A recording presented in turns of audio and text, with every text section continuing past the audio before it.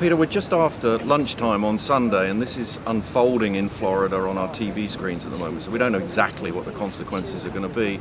But even in the meetings I've had this morning, all of the conversation has been about the economics.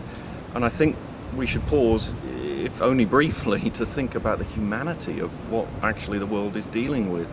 In Florida, 6 million people had to relocate their families, and if you stop and think about the consequences of that, if you personalize what that would create, let alone what's happened in the Caribbean, let alone even before that, only recently what's happened in Bangladesh and Southeast Asia, the human consequences are huge. And we haven't spent enough time perhaps just pausing and thinking about that before we jump to the economic consequences for our industry.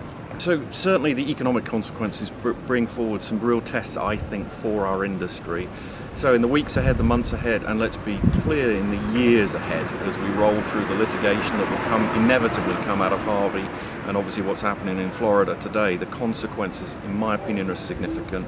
One of which I think will be the test we will see between how the traditional insurance provider responds to the customer at this moment of need, distinct from those who seek economic advantage.